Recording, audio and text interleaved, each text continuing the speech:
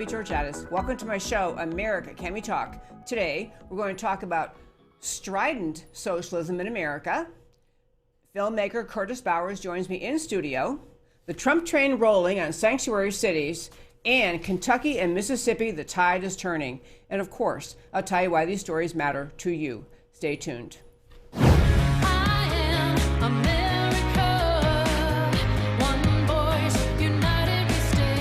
Debbie Georgatos, host of America Can We Talk, is an author, attorney, and political analyst whose mission is to inspire the American political conversation about preserving liberty in the best country on earth. And hello again, and welcome to America Can We Talk, and to today's First Five. I'm Debbie Georgatos. I want to talk about socialism, which I know we've talked about a lot recently. I want to focus on one thing that's happening in American popular or political culture, and that is the stridency of people who are followers of Bernie Sanders, or more broadly, followers of the democratic socialism, how stridently they now advocate for what they believe to be the only right answer, which is socialism. First, I want to start with a short clip. This is Bernie Sanders, who's being interviewed in September of 2019, and he's talking about the question which got cut off in the beginning was essentially, are you the leader of the socialist revolution? I want you to hear what he had to say, and then this is clip one for the wonderful Derek, who's sitting in for Matt. So this is clip one for Derek, and this is Bernie Sanders in an interview last year. Well, not only can I lead it, I think I am the person to lead it. I think, first of all, there remain strong differences of opinions among the candidates. And while I'm very proud that we have been able to influence thinking among the American public, such that virtually every one of the policy issues that I talked about 4 years ago, which were seen to be radical and extreme at that time, are now held by a majority of the American people. Now we're continuing to break brand new ground today. Okay.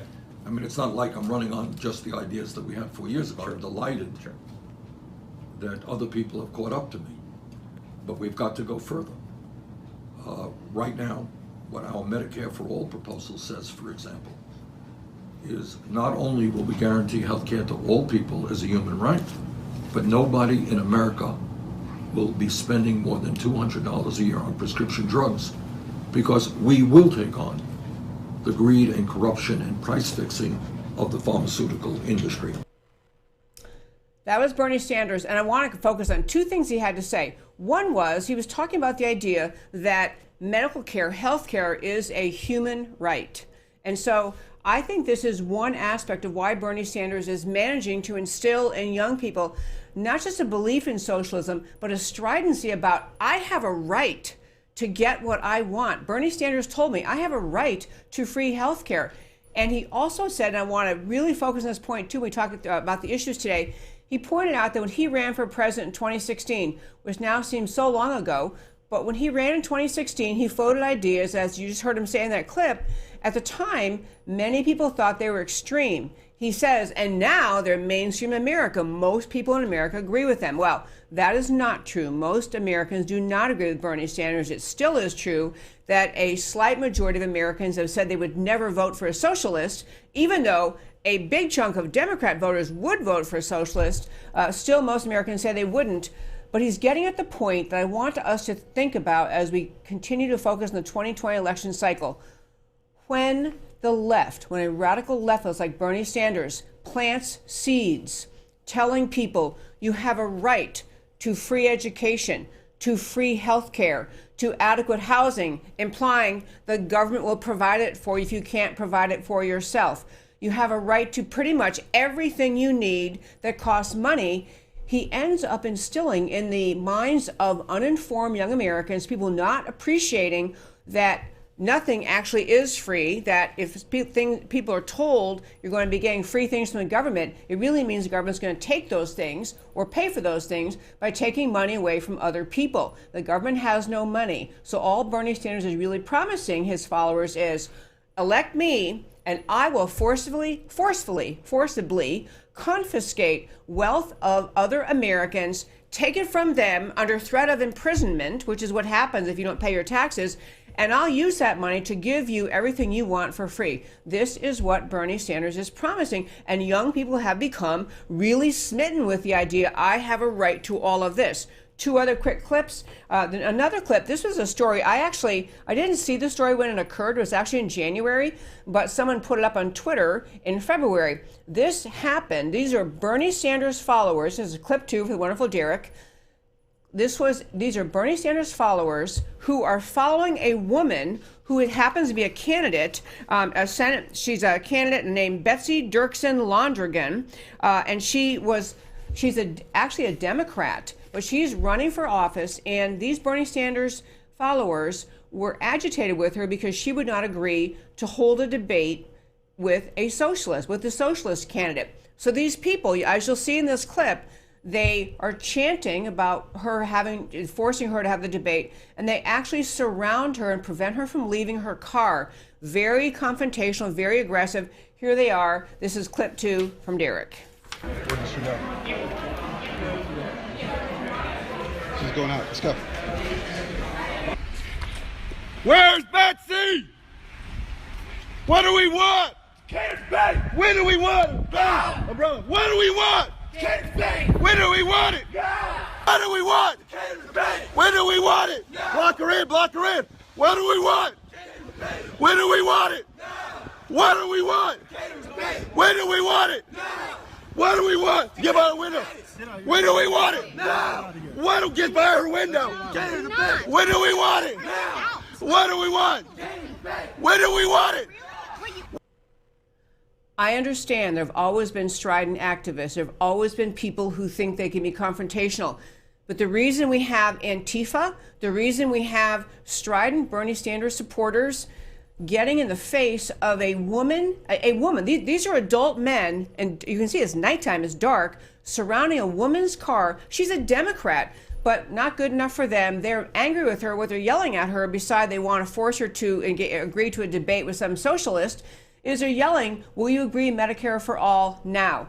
What they mean is free healthcare right now. They feel justified. They feel justified as a matter of political participation to get in this woman's face because she happens to be a Democrat who may not agree with every left-wing idea Bernie Sanders has. Last very, very short clip. We played the longer clip a few weeks ago, but again, Bernie Sanders supporter, a guy who is working on the campaign, what he thinks should happen to people who won't support Bernie Sanders. Here we have clip 3.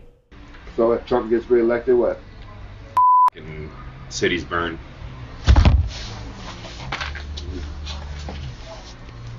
What we gotta do? Yeah, I mean, we don't have a lot of time left. We have to save like human civilization. And obviously, Trump don't give two about making sure that the world doesn't. Guys like that. What are we gonna do with them? Gulag. Liberals get to fucking wall first. What are we gonna do with those people that resist the change? Because that's a big deal. Well, I'll tell you what. In Cuba, what do they do to reactionaries? They shot them on the beach. Again, people, this is a Bernie Sanders. It was actually one of his people who had employed by the campaign, working for the campaign, pushing advocacy for Bernie Sanders, and saying basically people who won't agree with Bernie Sanders, he says, well, what did they do to them in Cuba? We shot him on the beach. He talked about, we played the longer clip a few weeks ago, he talked about sending people who won't agree with the revolution back to concentration camps, back to re-education camps. And I'm telling you, what we need to be talking about in this election cycle is not some abstract comparison like we're in economics class between what is socialism, who owns means of production, what is freedom, what does capitalism mean. We need to recognize that we are looking at a revolutionary mindset that is winning. Bernie Sanders is winning the primaries. He's right now predicted to win all but one of the Super Tuesday primaries. So we may have this conversation. I invite the conversation. I think it's great. Let's have Bernie, the socialist, and America and Trump. That's what I want to see. But I will tell you, it's a very, very serious thing because in the past, for most of our country's history, we could recognize that there were extremists in the Democrat side, there were Marxists, there were leftists, but there was at least to the facade of the public, to the face of the public, a very moderate, we're kind of centrist, moderate people. We're just Democrats. We just like little higher taxes to help the poor. We just like a little bit more support of unions. But that is not the Democrat Party of today. There is no Democrat Party of today able to say that. And I'll close with this, verse 5 with this. Nancy Pelosi got cornered and asked, what are you going to do if Bernie Sanders actually wins a nomination? Are you going to stop him? And she said, her quote, I'll be fine if Bernie Sanders wins the nomination. Now, personally, I don't think that's true. I know she's getting a lot of pressure from the big dollar donors on the left saying, you better do something about this, get somebody else in. But for right now, she doesn't even have the backbone, the moral clarity, the political clarity to say to America, the Democrat Party is not socialist, we're not revolutionary, and he can't have our nomination. She does not have the courage to say that. And that, my friends, is today's First Five. I'm going to turn and tell you, I mentioned at the start of the show, we have a guest in studio, always my preference, in studio. We have filmmaker Curtis Bowers. And I think years ago, I was trying to remember this. I think you were on my show years ago. We were on radio at Salem. But in any case, he is a filmmaker. He's a former state legislator. He's a filmmaker. He's got 2 films. One is Agenda 1, and the second we're going to talk about today is Agenda 2. Both the Agenda 1 talked about the idea that the history of Marxism, as we see a rise in Marxist ideology in America, really is not a product of new modern thinking in America, but actually has deep and long-term threads. But he's back with Agenda 2. So we're going to talk about today a little bit more about connecting Marxist ideology with the ideas being pushed by today's left. So Curtis, welcome to the show. Thanks for having me on. I appreciate it. So glad you're here. And I want to jump right in. Actually, first I want to go to Agenda 1. And that was, I've forgotten the year it came out, but it was during Obama, right? 2010. 2010. At that time, we did this in our home, buying the video and inviting friends to come over and watch. That was kind of fun because you could watch and get a little alarmed and you could talk about it. But it was really the basic idea of the Marxist roots that we are now seeing more prevalent in the Democrat Party, having a long-term history in America. So can you give a quick summary of that? Yes, Agenda, Grinding America Down was the first film, and we're still having thousands of people have showings weekly in their homes still, because there's so many people that don't understand what's going on. It just gives you the history of how we've gotten to this point. Yep. And like most things, when you first notice the symptoms, that's not when the problem started. It's been 100 years in the making, where they've been marching through the institutions of influence so they could change us as a people from within. They being communists, would you call it communists? Or? Yes, it's the Marxist philosophy from the Frankfurt School and the Fabian Socialist Society, and they're all socialists. They push for socialism because, just like Vladimir Lenin, the founder of the Soviet Union, he said socialism is the road to communism. Yes, he did. and it's even the dictionary, secondary definition in the dictionary, since you were talking about that, it says a transitional social state between the overthrow of capitalism and the realization of communism.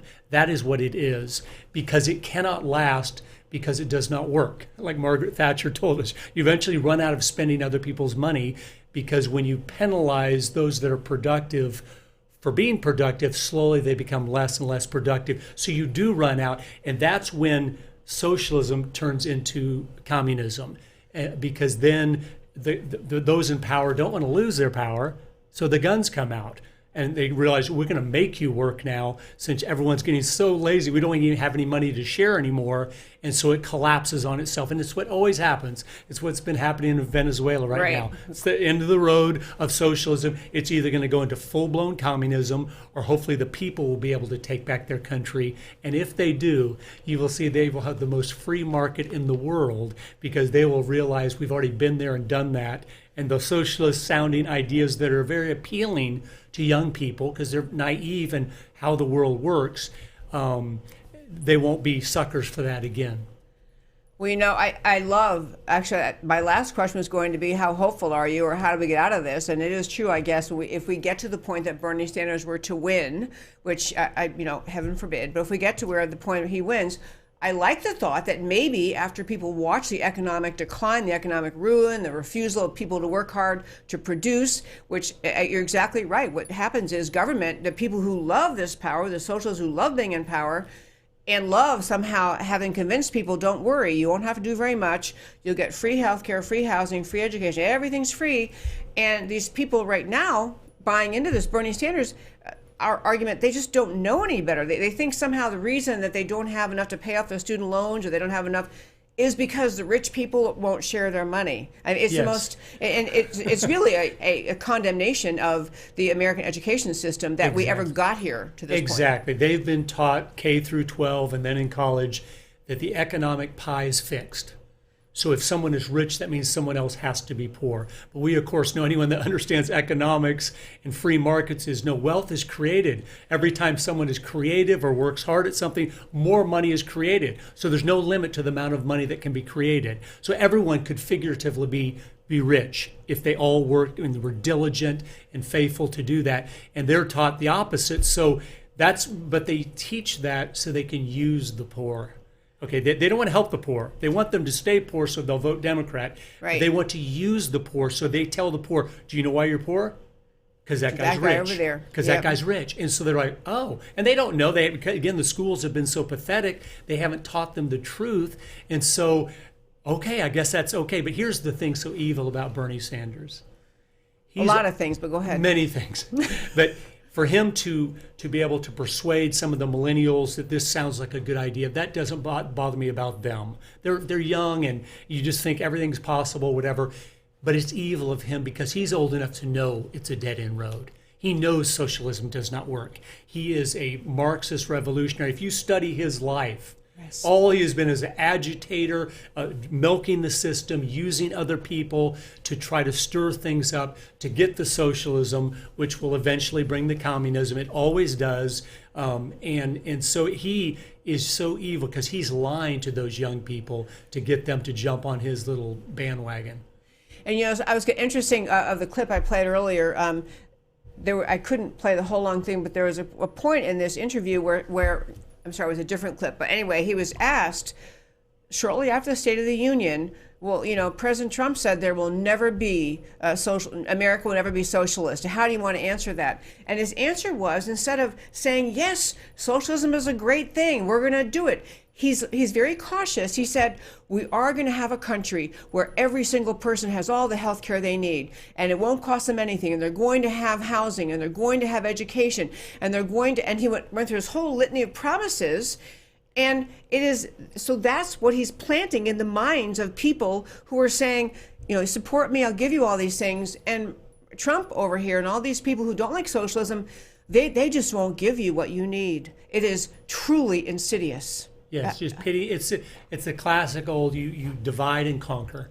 You separate everybody out into as many little groups as possible, and then you tell them you're the only one on their side, so you can use them. Again, it's all Lenin himself, who was just a master strategist, said, he goes, all Marxism is using people to get what you want. And anyone that doesn't understand that does not understand a grain of Marxism. It's never about the people. It's never about the minorities or the little disenfranchised groups. It's about how can you use them to get the power you want so you can be in control. That's all it is. So they always promise anything to anyone to get them to vote for them.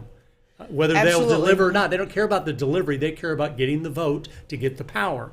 And so the Democratic Party has been captured a decade or two ago in the 90s by the radical Marxist. And if you study the key people, like my first film goes in all the key people that were literally part of the communist apparatus that were in cabinet positions of Obama's. Yes. Yep. I mean, two of his czars, if people will remember, when they were asked, who do you admire most as a world leader?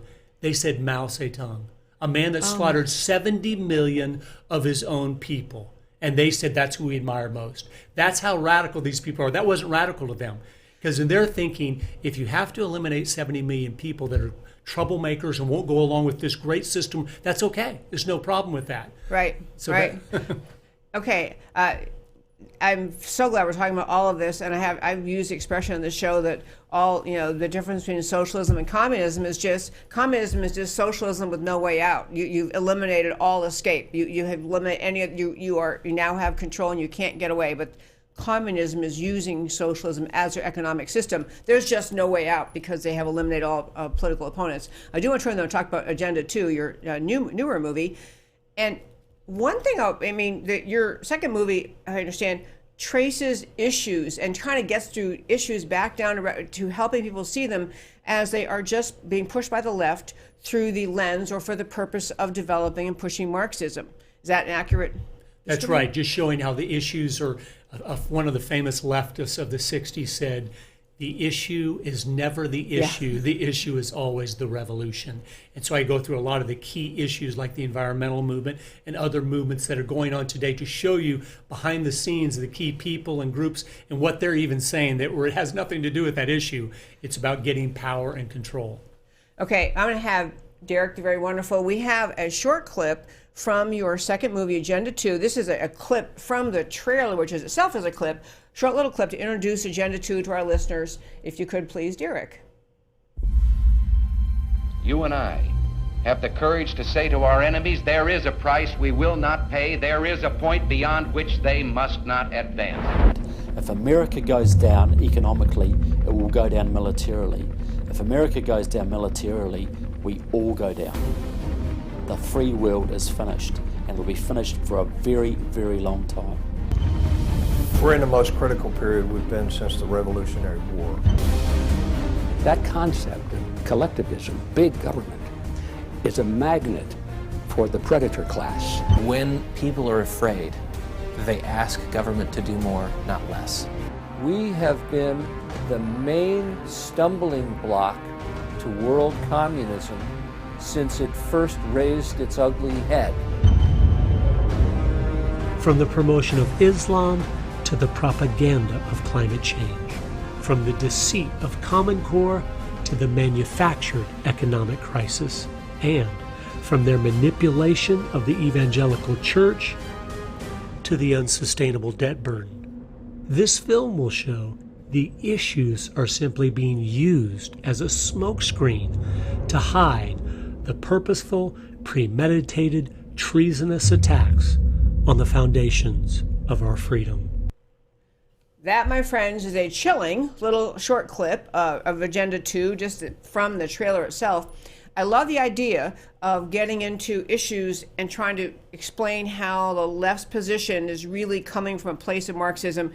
And instead of, we can, if you'd like to have a quick summary of your film, that's fine. But I want to talk about, because climate change, I think, is one issue that the left is particularly successful in convincing people that we are just out to help and save the world. We're trying to protect you, and anyone who won't agree with us doesn't care about the climate and doesn't care about the future. And when you try to say, but this is all about control, this is all about taking your money away, this is all about globalism, I think, sadly, many young people look at you and say, no, this is about saving the planet. That's all it is. Has nothing to do with Marxism. So tell us the connection, Marxism and climate. Yes, so many key things. And what you need to tell young people, because we need to understand this issue because it's not going away. Yeah. You can't step down from saving the planet to some other issue. You'll lose your people because that's such a grand vision. Here's the facts. Today, currently, there's 400 parts per million of CO2 in the atmosphere. That didn't mean anything to me, and it probably doesn't mean anything to you, except when you study what is the optimum level of CO2 in the atmosphere for everything that is green. Do you know what it is? It's 1,600 parts per million. We're at 1/4 of the optimum level of CO2 for everything that is green to thrive the best it can. And that's why greenhouse growers, they pump CO2 in their greenhouses and they double, triple, and quadruple the level so the plant growth explodes. And so the green movement has chosen to attack CO2, which is plant food. It's fertilizer for everything that is green. And we have to expose the very fundamental premise is a complete lie that defies science. And we're at the low part. I interviewed Dr. Patrick Moore, who is the co-founder of Greenpeace. Mm-hmm. He cares about the environment. About him too, yeah. Yeah, and he had to leave Greenpeace because he realized it had been captured by the Marxists and they were just trying to destroy world capitalism. And he said the things they're doing are actually hurting the environment, and he still cares about the environment. But so that one premise alone, so you go, why are they after CO2? When CO2, we need more CO2 in the atmosphere. We need to triple and quadruple the level.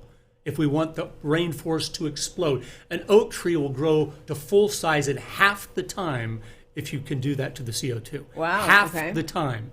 And plant growth efficiency, every time you double CO2, so if we could just go from 400 parts per million to 800 parts per million, plant growth efficiency increases 35%. So the same tomato plant will have 35% more tomatoes on it if you can double CO2. So you have more food, it's a complete lie, but that's what they're doing. But the reason they have attacked CO2 is because almost everything productive produces CO2, including human beings. And so they realize we've got to stop the productivity. They need poverty because poverty is easy to control. They've got to stop people being able to create wealth. And so all this is a movement to regulate and control people, get them to move into cities and live in multifamily dwellings so they can have better control of them. But they came up with this great idea. We're going to use the environment. And what's amazing is the very first paper on this was written by Karl Marx himself. The year he died, the last paper he wrote was on the environmental movement, how it needs to be used. He said, you need to scare people, and we're going to head into an ice age, and pollution from productivity is creating all the smoke and stuff, so it's going to make the earth get cooler, and we're all going to freeze to death. But he is the one that got this going in the system. And I never knew that. Yes, Karl Marx wrote about using the environmental argument. And I talk about in the second film. It talks about the name of the paper and what he did. So no, this is a Marxist philosophy from the very beginning. Well, the other aspect of it that just seems to always, I think should be more telling to people if they want to be open-minded about climate change, is how much the agenda that is pushed by the left related to climate change in some way or other demands higher taxes, redistribution of wealth through the United Nations. They have all sorts of language talking about people who've been left homeless by climate change. And you hear those things and you think, my gosh, it's gotten that bad? People have become homeless over it. There's no one who's become homeless over climate change. No. But you hear those things, and then and the other thing, and then I do want you to comment again, the other thing that is frustrating is it's actually a brilliant choice of a topic because very few people are educated in climatology. Very few have taken, any climatology courses in college, and so you tend to defer to the alleged experts, and if they say this must be true, and then you don't question it, and then you salute to whatever the agenda is they have in mind. That's right, and they've made it sound so virtuous, as they always do in every movement they have. The reality is between 5 and 10 million people are dying every year because of environmental policies. And those are primarily young black children in Africa and other impoverished areas because they're not allowing them to develop because, oh no, you'll create CO2, not allowing them to have electricity so they can have refrigeration, so that every day they have to go get new food because they can't refrigerate. If you see what it is doing to the poor of the world, it's pushing them from hunger to starvation, and it is evil at its core. I will confess I haven't seen Agenda 2. Is what you just covered in Agenda 2, that point? Yes, some of that's in there. Dr. Timothy Ball, too, is a great environmental scientist. He has YouTube videos you can watch, Dr. Timothy Ball, on the science of it. And he's so fuming mad because he sees it's being used as an evil tool to hurt people and to hurt and control people. And here's the thing, we all want clean air, clean water, and we want to steward our resources. Everyone wants to do that, but that's not what this movement is doing. The Green Movement's not doing that. They're wasting all our energies on stopping productivity, which again, like I said before, we want more CO2. CO2 is good. We've been all brainwashed. It's at a low level, and we need to at least double it in the atmosphere, and then the productivity of plants will be much better for everybody. I like that you make the point too about, because I think that one reason that people, young people or those who haven't focused much on this issue, don't want to question what the climatologists are saying, what the climate extremists are saying. They feel like they can't imagine what motive would cause those people, the climate activists, to lie about what is happening with climate change. There's no motive for them to lie, so why shouldn't they just be believed at face value and left alone? But you did, just a moment ago, articulate this idea. Yes, because it enables them to have more control, to urge people, as you say, move into concentrated areas in the city where you can be more controlled. And I'm sorry, back to Africa, you reminded me of something. I was reading about the elimination of very effective pesticides and it was an environmental claim that those pesticides would somehow had horrible, but the fact of not using them hurts crop development and therefore hurts people, hurts their ability to grow food. And it spreads malaria all over the poverty of Africa. Malaria disease we abolished 70, 80 years ago in America. We had it in America too. People don't understand that, but we use DDT and some of those chemicals to kill the mosquito population and get it under control. And those books, Silent Spring and many of those in the 60s, they were all written by Marxist radicals. We know that now as we study their life. They were members of the Communist Party USA. They were in all these radical groups. So they didn't care about the environment either. They were using the environment to persuade the 60s radicals to jump on this bandwagon because they knew it would be very effective. And it has been very effective to control the world. See, they always wanted a one world government, the elitist that are a lust for power. And a one world problem like this requires a one world solution, they believe, which can only be done by a one world government. It's a perfect vehicle. I've been reading all their books since 1854, from Karl Marx writings forward. So I know their mindset, I know what they think, and they've been setting things in place for 150 years to manipulate people to voluntarily do what they've always wanted to do to us anyway, which is totally control us. And this environmental movement is so powerful because people, if they believe it's real, will do anything. Will do anything. Anything. Yeah. And so and it's sad they're using it because there's so many things we could be doing, like managing our forests in America. I'm from out west in Idaho and Montana and Wyoming. We have some of the most beautiful forests in the world, and they're all dying now because we haven't been able to manage them in the last 30, 40 years because the environmentalists said, no, you can't go even pull the dead trees out. Right. And so we're losing our forests. So this environmental movement, that's what young people need to understand, it's destroying the environment. It's not doing all the energy that's going into these meaningless causes like cutting CO2 could be going into helping clean up our oceans and helping manage our forest, which is unlimited resource. Trees are the greatest resource. You can just keep planting them, and you have all you need. And they're saying, no, we can't touch. Man cannot touch the creation. Well, anyone knows, and when you leave a lot in any town, in any neighborhood to itself, what happens to it? The thistles, it destroys itself. It just destroys itself. Man is needed to take care of the creation. That's why the person's house next door that takes care of it, the beautiful flowers, the green grass, they water it, they prune the trees, and it's a Garden of Eden. And when you take man out, it just implodes on itself. And they're saying man is the enemy when no, we are the solution to the problem. And we need to spread out of the big cities into the rural areas and take some dominion over the ground. And like our yard, we have gardens, we have trees, we have fruit trees. And we love doing that. And it's a blessing to everyone because you are stewarding things like you should. Curtis Bowers, you are something. So Agenda 1, Agenda 2, if people want to get Agenda 2, how do they do that?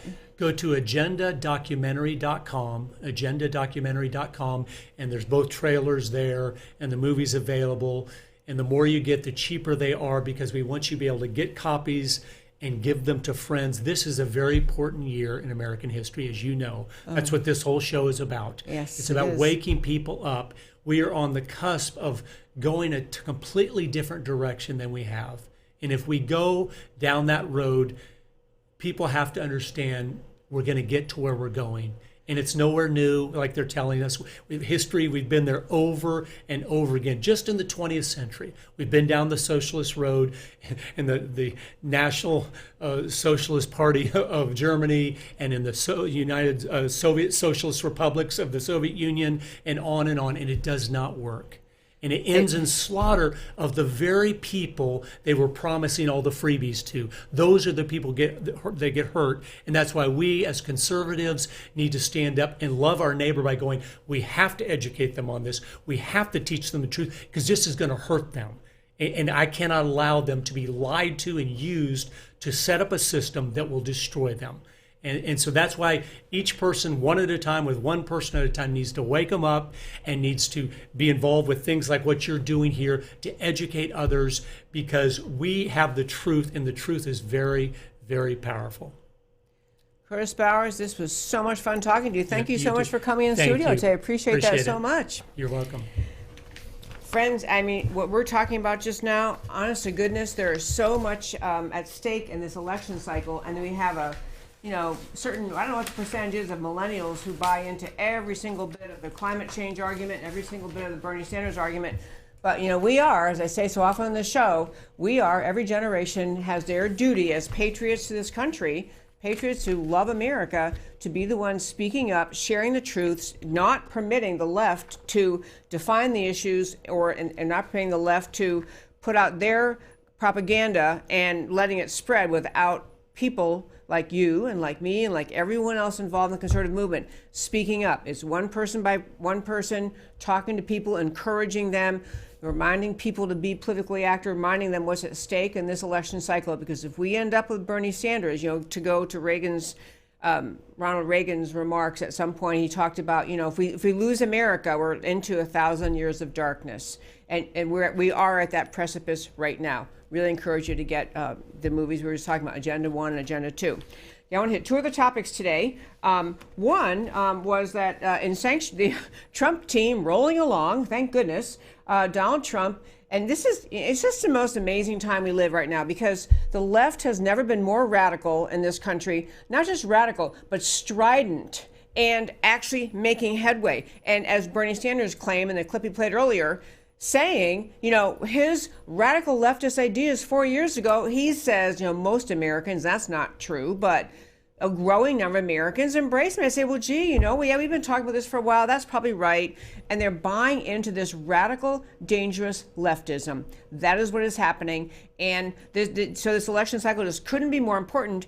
And it's an amazing thing to have the most radical leftist who's ever gotten this far in a presidential primary, Bernie Sanders. And then we have on the other side of the aisle, we have Donald Trump, who, whether any of you supported him in the primary or whatever your thoughts were when he was first elected, many people have come to realize Donald Trump, he is much less of a, Republican official party line guy. He is a pro-America guy. He's a guy saying, we're going to save this country. We're going to preserve liberty in America. We're going to preserve free markets. We're going to preserve borders. We're going to preserve America through strengthening our military. We're going to pull back sovereignty and have the sovereignty of our country live in America, live in Washington. We're not going to surrender to the globalists, to the UN crowd. We're going to have trade deals that actually benefit the American worker. So we have the most astonishing, dichotomy of Bernie Sanders, who is, whatever else he calls himself. He says Democrat, socialist. He's a communist. He loves Russia, still loves Russia, still praises Cuba. And then you have Donald Trump saying America. But anyway, Trump, one thing he did, he's pushed on the question of the willingness of cities in this state. In fact, some states, California, designating themselves sanctuary cities and just basically saying, you know what, we're not enforcing federal immigration law. We're going to harbor not just people who are in America illegally, but we're going to protect illegal aliens who've committed crimes to the degree that even after they've been arrested for some other crime in one of these sanctuary cities, when ICE comes along, the immigration people come along from Washington and say, okay, we know you have so-and-so in custody, or, please give us information. Do you have this person in custody? These cities will not cooperate. So Donald Trump, never wanted to tolerate that kind of lawlessness, had actually made a decision to have a funding blocked to sanctuary cities. This was funding block that was part of the within the discretion of the administration. And the great thing was, it was called the BURN program, which is basically one program at the federal level, where the federal level provides money, government provides money to sanctuary cities. And Donald Trump's administration just said, actually, no money from this program, the BURN program, BYRNE, if you are a sanctuary city. If you defy American law, if you defy ICE, you don't get your money from this BURN program. And so a bunch of states, attorneys general, sued Washington, New York, Connecticut, New Jersey, Rhode Island, Washington, Massachusetts, and Virginia. The attorney general in each of those states, they banded together and they sued the federal government and said basically Trump cannot withhold this federal money just because we don't comply with federal law. Great news for those who love America. The Second Circuit, which is a federal appellate court, a federal appeals court, ruled, a 3-judge panel of the Second Circuit ruled unanimously, overturning the district court's judge's ruling and said, yes, of course, the federal government can withhold this money from sanctuary cities. But the great thing, again, I always tell you about the difference between, conservative and liberal judges. Conservative judges, that doesn't mean that you, as a conservative judge, side with the Republican Party. It means you side with the Constitution and federal or state law. You side with law. A liberal judge means you find a way to rule in cases before you that gets to the outcome the radical left wants. It is not rooted in law, not rooted in following the Constitution, not rooted in following statutory law. Leftism is all about anything's justified to get to the result we want. So in this case, you had conservative judges who did not vote in favor of the Trump administration rule because they like Trump, but because actually they follow what the law said. What the law said. The Trump administration was fully within its rights to say, not happening, we're not going to keep sending money to these sanctuary cities, and the statute that they relied on gave them the right to do that. So these judges did not side with Trump, they side with law. But the great thing is, now these sanctuary cities are going to be losing money. I mean, I'm sure the case will probably go on to the Supreme Court and maybe other places, but they're going to be losing money because the federal government is saying, yeah, actually, we're not going to keep paying you this aid from the federal government if you don't follow federal law and federal immigration procedures. When ICE asks you gives you a detainer notice, you've got to actually cooperate with ICE. Great victory, not just for Trump, but for the rule of law. Last quick topic for today before we get to why it matters to you. Both in Kentucky and Mississippi, 2 states where there's just a little tiny hint that the tide is turning. And what I mean by that is this. Many people in this country are watching Bernie Sanders, listening to what he's saying, realizing how radically left the Democrat Party has become, realizing Nancy Pelosi doesn't even have the, I don't even know what quality to call it, doesn't have the backbone, doesn't have the political discernment, doesn't have the rooting and the belief in the idea of America to say, actually, the Democrat Party doesn't really want to have a socialist candidate for president. She said, I'm fine with it. So more Americans who maybe been Democrat voters for decades because their grandmother voted Democrat, or because they always thought that the Democrat Party was better for the little guy, or they thought that the Democrat Party was the one that would support labor unions, or whatever reason they had, Americans are waking up to the reality that the Democrat Party has long left the American playing field. The Democrat Party is not standing up for anything like the idea of America. They are radical leftists.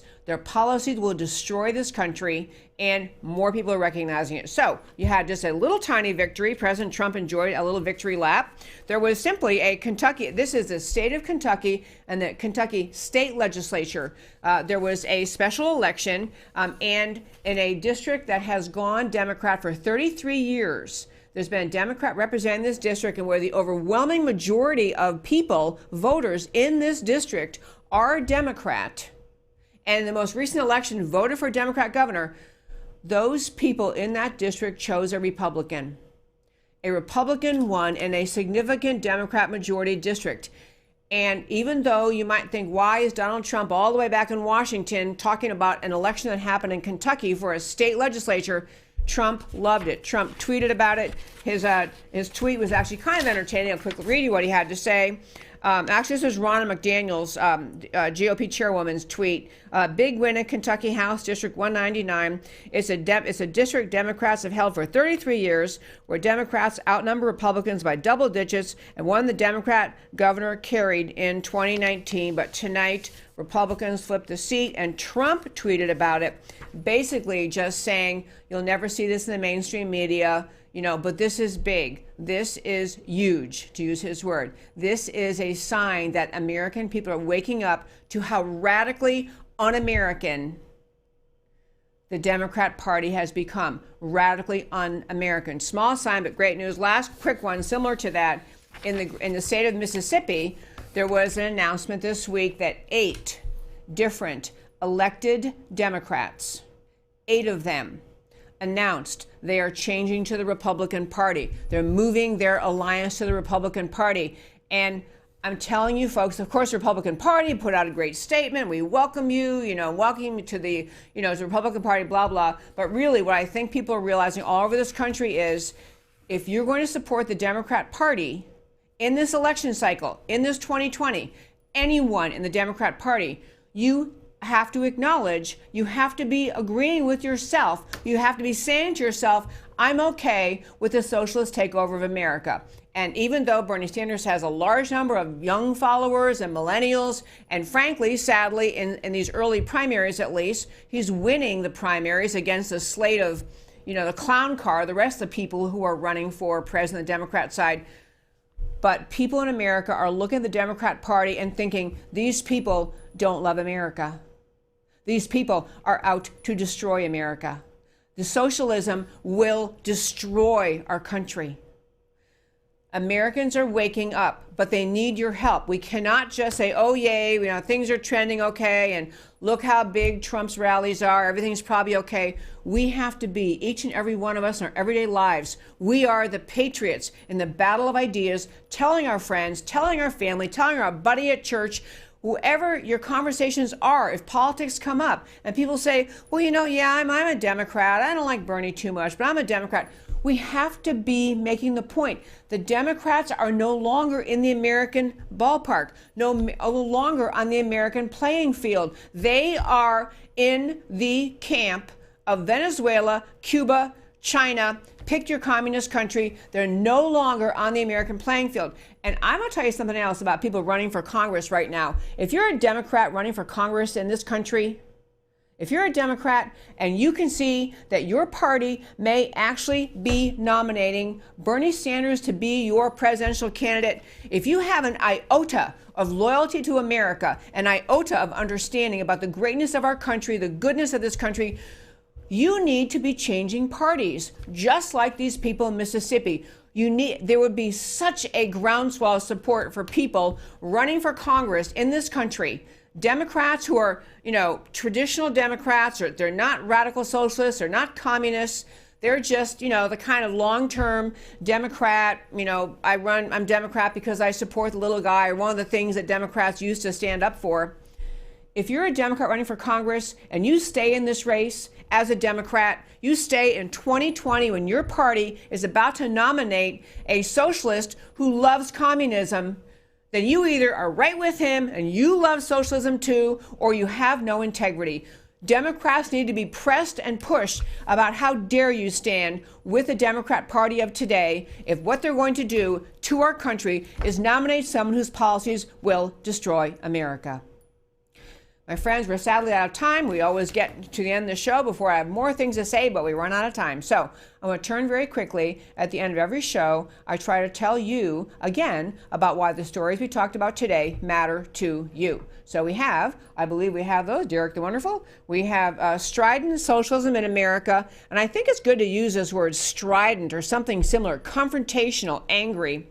There's an ugly, angry stridency emerging from many of Bernie's supporters. A Democrat candidate gets surrounded and intimidated by Bernie supporters for not demanding more free stuff, like their preferred socialist candidate. Socialism has always been driven by envy and covetousness, fanned into anger. Rights to free stuff like health care and education cannot be provided without also demanding that the suppliers of these services work for free. That's what socialism is demanding other people work for free to give you what you want, because there's no other way that you can get the things that you want. How else can the services be free? Requiring other people to work for free to provide your needs is slavery. Bernie's campaign violence will not sit well with the American people. The Trump train rolling in sanctuary cities, the Second Circuit upheld common sense and the rule of law.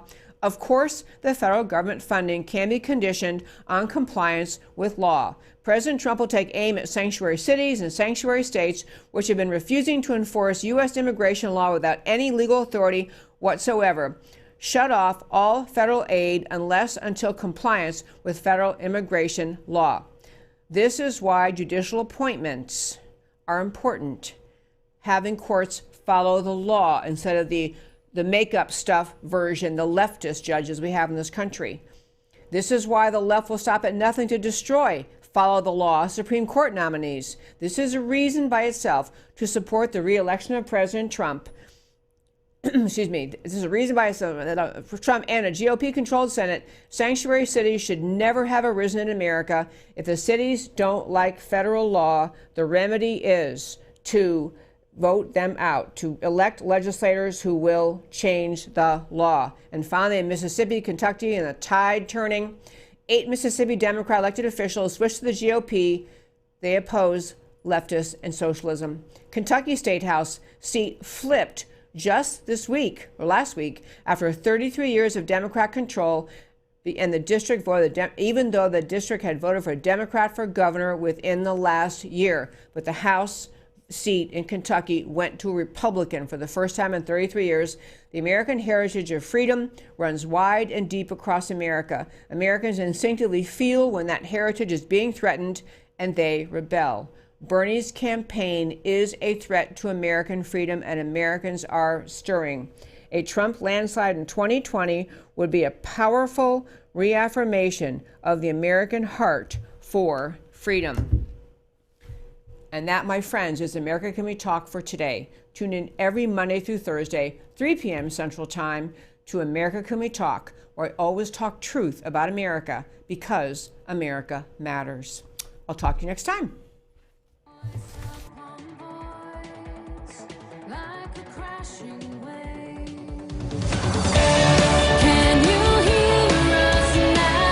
America Can We Talk? Truth about America. Can you hear